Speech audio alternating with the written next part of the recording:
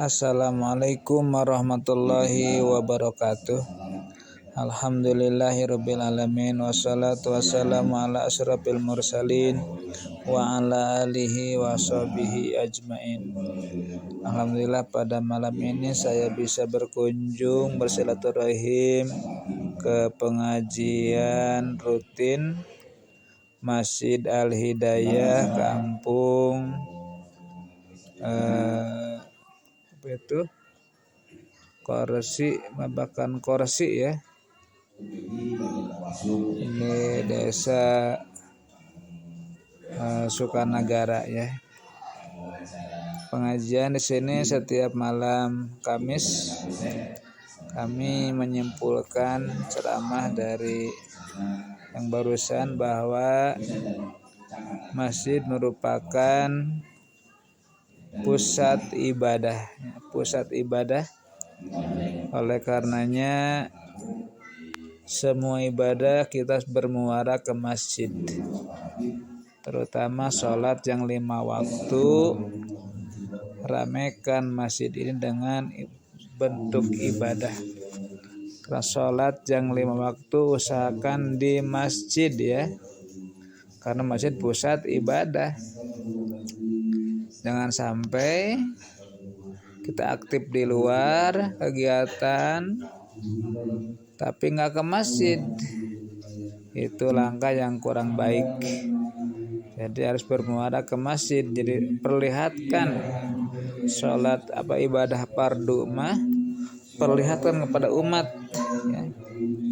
Jadi jangan takut disebut ria. Kalau sholat fardu perlihatkan ke umat, saya ini orang muslim. Karena kalau tidak diperlihatkan menjadi fitnah. Misalkan gini, kita di rumah getol beribadah, getol berjamaah dengan keluarga, tapi tidak ke masjid, menjadi fitnah.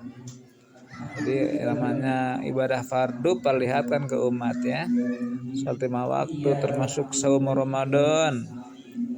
Perlihatkan ke umat, saya ini sedang berpuasa Ramadan. Termasuk zakat ya. Perlihatkan ke umat, saya ini sebagai muslim yang muzaki akan melakukan zakatnya. Karena kalau tidak perlihatkan pada umat jadi fitnah. Eta jalma beunghar-beunghar kenapa tak ada zakat, padahal dia dermawan, cuman masyarakat tidak tahuan. Begitupun sholat fardu ya, laki-laki usahakan di masjid karena masjid pusat ibadat. Meskipun dia sedang aktivis muslim, sedang orasi keislaman misalkan, tapi tidak ke masjid sholatnya, itu tidak baik ya. Masjid sebagai pusat ibadat. Yang kedua, masjid adalah sebagai pusat pemersatu umat ya. Jadi sebagai pemersatu masjid semua Islam saudara kita. Apalagi sekarang kita melihat saudara-saudara kita di Palestina ya, harus bergerak. Kita minimal mendoakan mereka, semoga mereka menjadi yang meninggal menjadi syuhada, yang sedang berjuang, semoga Allah mencurahkan kemenangan, pertolongan dan wiqayahnya dan riayahnya ya, untuk menghadapi orang-orang Zionis Yahudi ya. Masya Allah. Jadi pemersatu umat masjid jangan sampai menjadi perpecahan. Adapun kita punya faham di luar masjid silakan. Pakai ormas silakan, berbeda ormas, berbeda partai. Kalau sudah ke masjid sebagai hamba Allah, sama-sama saudara kita ya. Pusat pemersatu umat. Yang ketiga adalah pusat pembinaan umat. Alhamdulillah ya, di masjid ini setiap malam Kamis ini ada pembinaan, pengajian laki-laki dan ibu-ibu ya. Alhamdulillah ini pembinaan umat di masjid. Kemudian ada pengajian anak-anak. Kemudian ada pengajian remaja. Alhamdulillah hebat masjid ini, Masjid Al-Hidayah ya.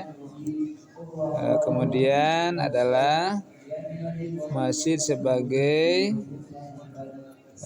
pembinaan muamalat ya.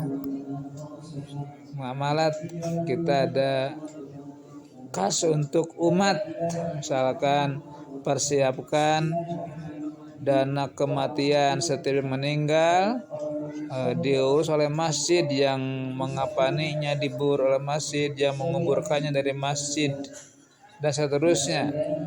Bila perlu ada orang yang mau perlu dibantu oleh masjid, itu pengembangan muamalat, sehingga masjid benar-benar berfungsi sebagai mestinya. Demikian pada kajian pertemuan silaturahim di Masjid Al-Hidayah ini, semoga menjadi wasilah kita panjang umur, sehat walafiat, berkah ya, hidup kita dengan banyak bersilaturahim. Demikian, semoga ada manfaatnya. Subhanakallahumma wa bihamdika asyhadu an la ilaha illa anta astaghfiruka wa atubu ilaik. Wassalamualaikum warahmatullahi wabarakatuh.